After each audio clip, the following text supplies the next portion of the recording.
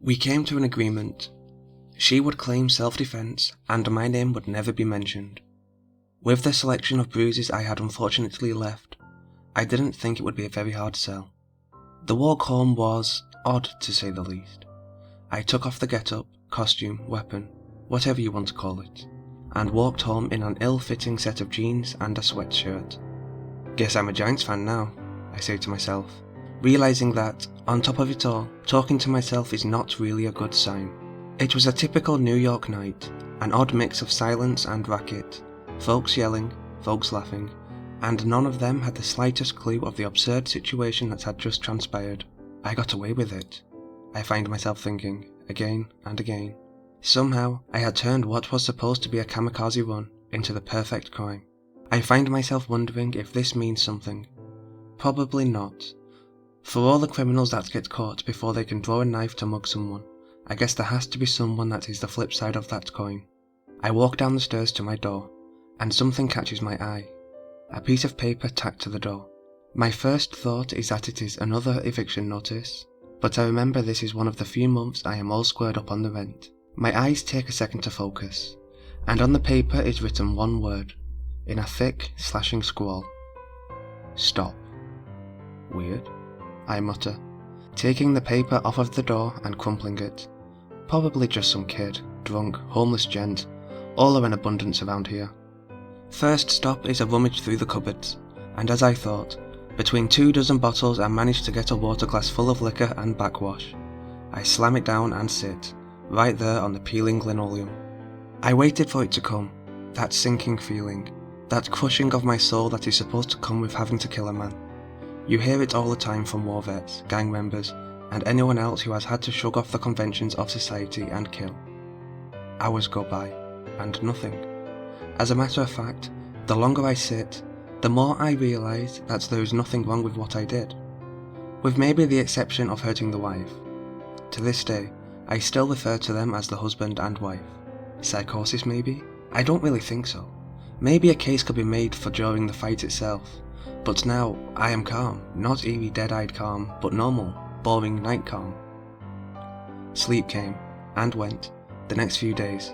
I spent nursing the many bruises and cuts I had sustained, not to mention hand-washing the outfit.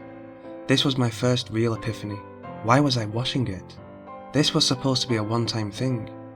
Even more so now that being caught red-handed wasn't part of the plan. I should have thrown it out, burned it, hell, shredded it and covered it in bleach first. But there I was carefully washing the blood from the clothing, and making mental notes as to where it needed repair. Day 5 brought another surprise, a phone call. Hello, Giggles the Clown, birthday parties, bar mitzvahs and more, how can I help you? I say, my standard opening line. I need to pay you, the voice on the other end says. Okay. While I am happy to hear that, can I ask who is calling? I say, not putting 2 and 2 together that quickly at 10 AM. You did a birthday party for me a few days ago, and helped me with the computer? It clicks.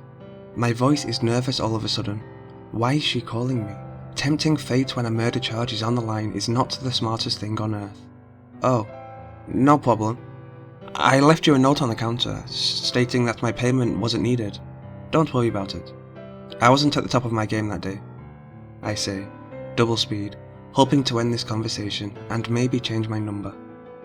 No, I don't feel right. I need to pay you. I've already taken out the money. Her tone says more than her words, and I know that this conversation isn't going to go where I want it to. Well, I'm a little busy today. Maybe I can stop by next week sometime? I say, trying to sound as if she's bothering me. Today, in 2 hours.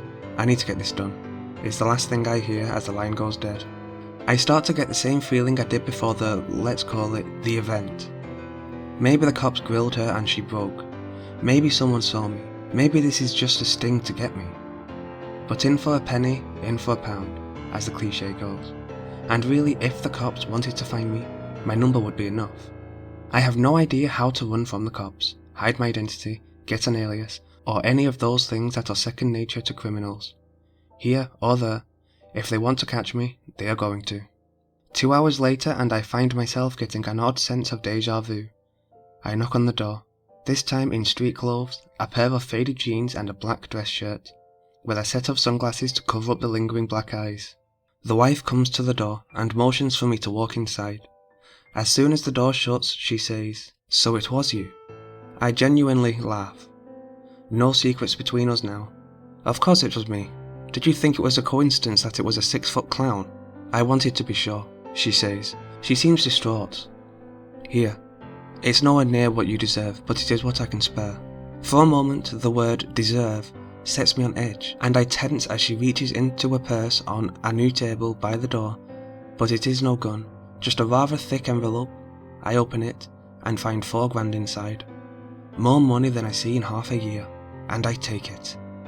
While doing good for good's sake is great from a fictional standpoint, it makes the hero seem more heroic. In the real world, people need to eat, and more importantly for me, at the moment, drink. There is a moment of silence, and I feel the need to break it. So how did things, turn out? I ask, shifting from one foot to the next a bit. Fine, I suppose. Clear-cut case of self-defense is what they called it.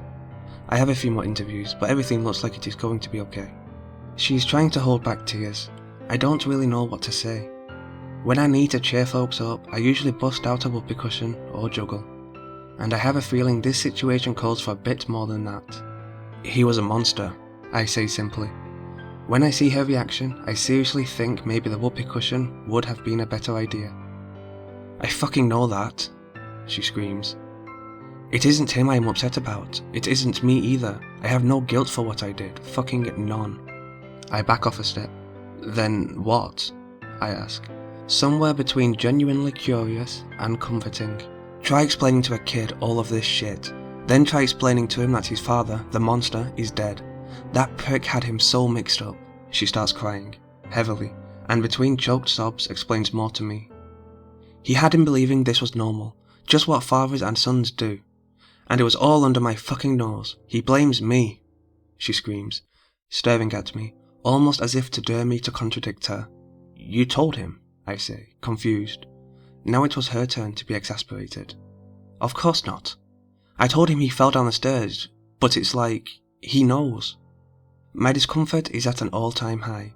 What I really want to say is, count your fucking blessings, but I can't.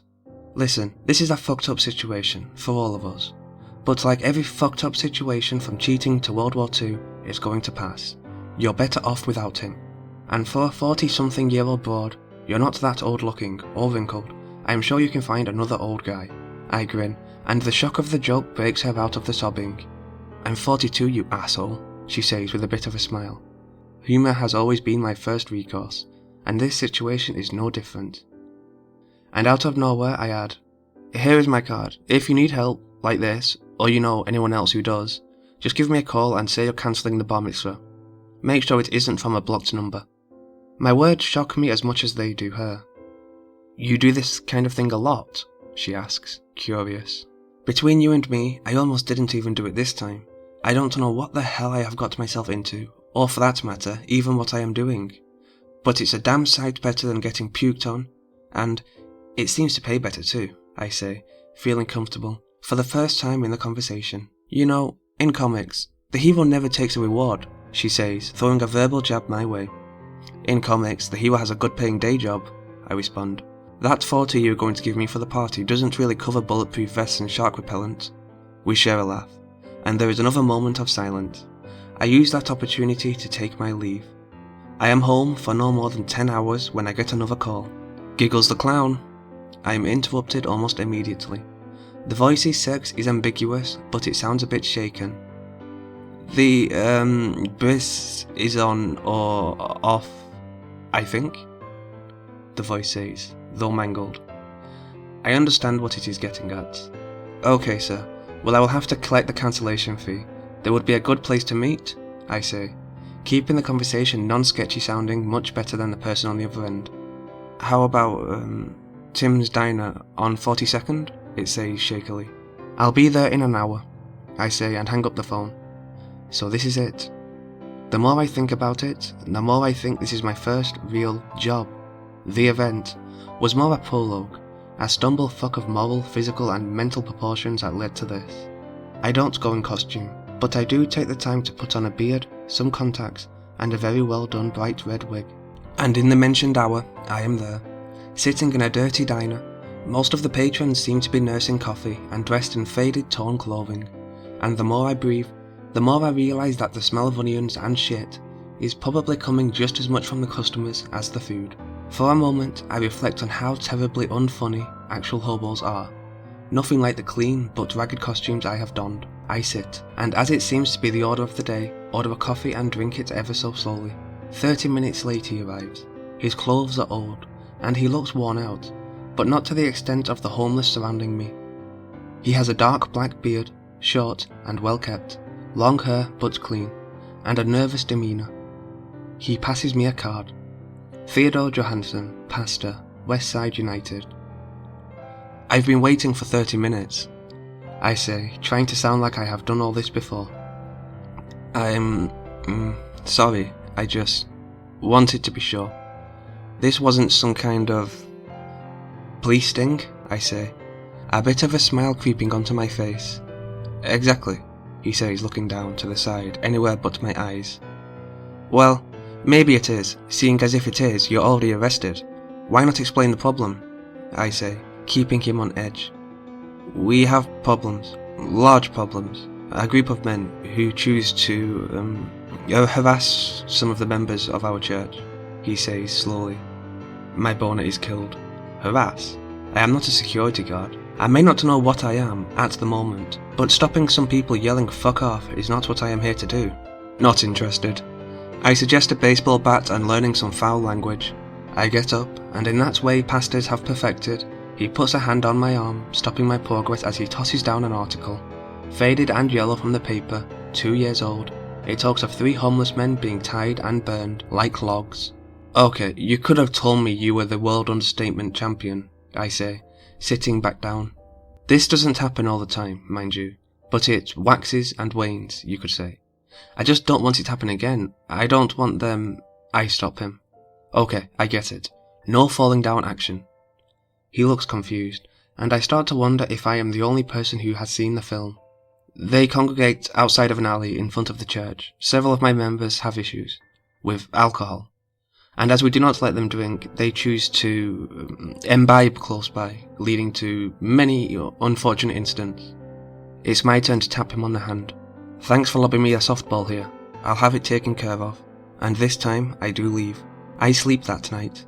Actually, I sleep the next day as well, getting up around 7 PM.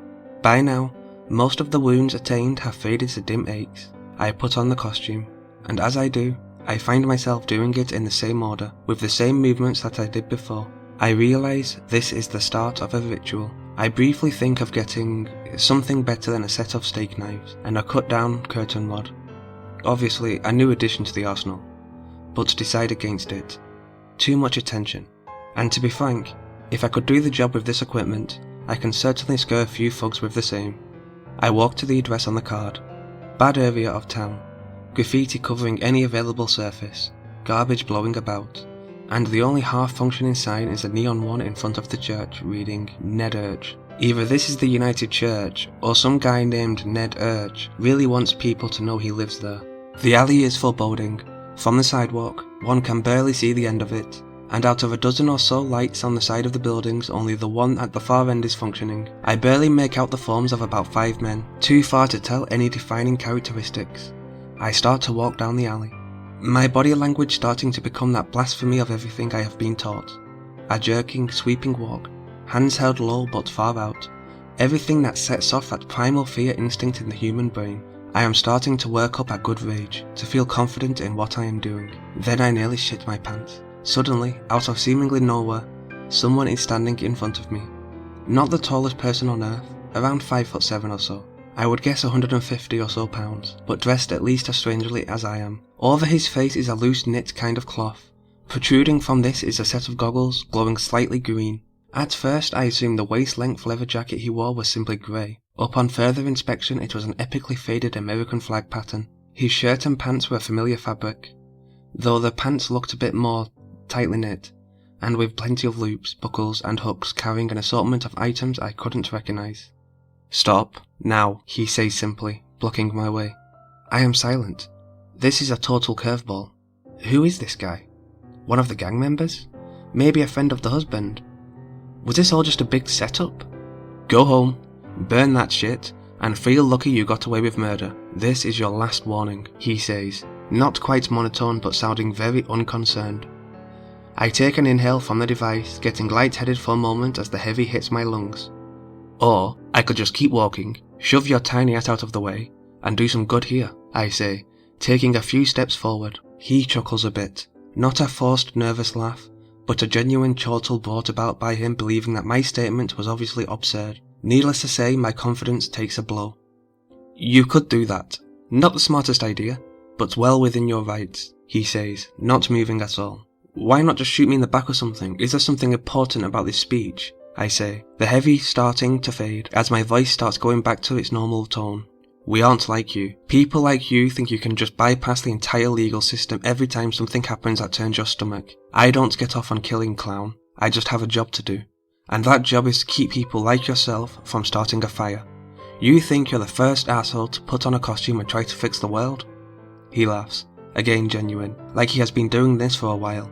Not by a long shot, and ever since the first idiot to try this, Uncle Sam has had guys like me here to make sure that you insane fucks don't turn this country into anarchy. What do you think is going to happen when you actually start doing enough of this shit to get noticed? Some other idiot is going to put on a stupid costume, but maybe this guy doesn't have as high standards as you. Maybe he starts throwing pipe bombs in porn stores. Maybe he knows in his heart the president is ruining the country and needs to be stopped. Maybe he got beaten by some cops and decided to pick as many as he can off from a building. No matter what, this new asshole is going to get followers and copycats, and on it goes. We have cops for a reason. We have cause for a reason. And we don't have half insane children's performers doing these jobs for a fucking reason. Any combat is 80% attitude. Another gem from Joe Rogan. So what do they call you? Buzzkill? The slippery slope? Cheesecloth? I say, trying to play down the fact that I am slowly realising I am very, very far out of my element. Another chuckle. Actually, they call me Freeman, and by the time he starts the last word his hands are up. For a second I think he's giving some kind of surrender. Maybe my one-liner hits home or something. But in the dim light I notice two cylinders flying at me, and just as they reach the edge of my peripheral vision, they both explode. For a second or two I black out. I come to holding my ears and stumbling around in a thin fog that is starting to burn my eyes. My back hits a wall, a fist hits my head hits the wall, I hit the ground. My vision is swirling, which is not helping the situation with the fog. I try to spring to my feet, something I can do in an instant and have done 1,000 times before. Before I get halfway straightened, a boot hits my chest. I manage to stay on my feet, but only barely. I look around, tears pouring out of my eyes, trying to find where in the hell Freeman went. It isn't that the fog is thick. It isn't that the sting is that bad. It isn't that I have been knocked into a stupor. It is the deadly combination of these three things. The thought hits me that this is exactly what he intended, and again, I realise I'm facing someone who, to coin a cliché, really has my number. Long before I notice Freeman, I notice his jacket on the ground, and by the time I can even begin to think of why this may be, I start to fall to the side. 6 inches shorter than me, at least 40 pounds lighter, not to mention the fact that a life of clownery gives one a decent if not epic muscle tone, and still I am being taken to the ground, and there is not a damn thing I can do about it. I put my hands up defensively, and feel a series of blows. It feels like the man is swinging a hammer versus my fists.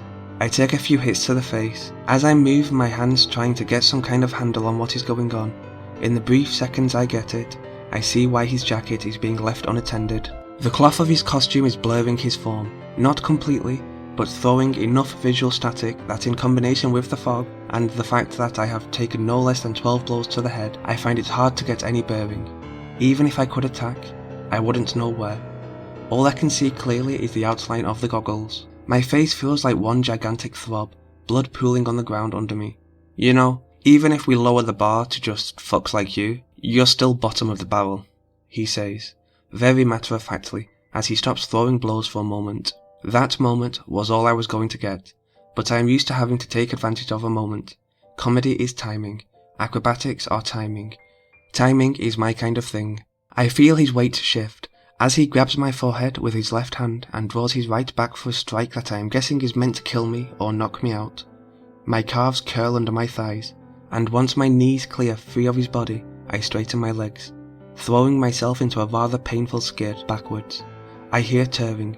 I feel something sharp dig into my back, but, for all intents and purposes, my plan worked. I managed to get to my feet, stumbling backward, as Freeman stands tall and starts to stalk towards me. "Really?" he says, drawing out something from a waist holster. "How much blood you think you can lose, asshole?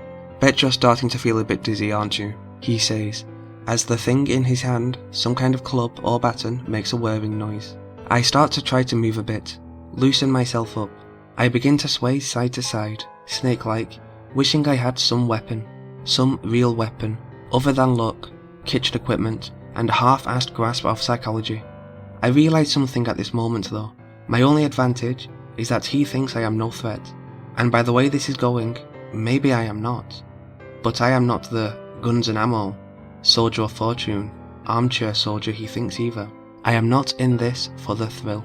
And then it hits me. I make a comically loud hocking noise and hold a hand out in front of me. All of the flash strips in it. I spit, a disgusted massive glob of phlegm, saliva and blood, and as I thought I managed to get this oyster onto them before they react with the air, I pretend I am rubbing my hands together, itching for the fight, getting off on the battle itself, just like he would expect. I throw my hands up and wide. "Come on!" I scream, inviting him to take his best shot, which more than likely would turn me into a bloody pile. He shrugs a bit, chuckles a little more, and says, "You are the first clown that has actually made me laugh." As he charges, his form going from almost defined to almost one with the smoke in an instant. He is expecting a punch, and as such starts his swing early, negating a reach advantage, the whirring steel club coming in fast. But I wasn't going for a punch. In fact, what I did could barely be described as a blow. I roll with the hit from the club, managing to only have my left arm go numb for a second as it connects solidly. But as it does, I rub my hand lightly across Freeman's face, the dark red glob standing starkly against his otherwise indistinct form. I skip to the side. Heavily favouring my left arm, I quick step backwards as far as I can, and instead of pressing, he stands, looking at me. His body language couldn't be more clear, but just in case he begins to speak. "So you smeared spit on me. 5, I say. Really? Why not just give up? You don't have anything a doctor can't." He continues. 4, I continue cryptically, huffing in a heat of helium. 3, I say, drawing the word out for a long time. "What the fuck are you?" he begins to say, but starts to rub at his forehead. "Son of a bitch," he continues as he starts to try and move the mask around. I grin widely.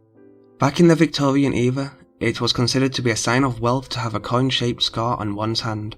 There is only so many times one can get a laugh by getting hit with a rubber mallet or a pie, and near the end of the Victorian era, the big trick on the block was heated money. It was halfway between a seance and a magic trick. The effect was blamed on spirits of past owners of the coin.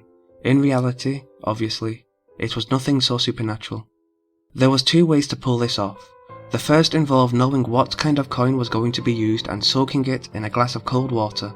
A quick pat dry, and the coin would be overly cold when originally used.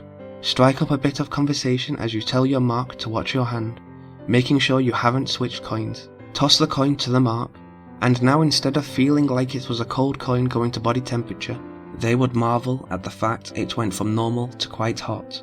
This first method required one to be good at palming the coin, creating friction and selling the effect.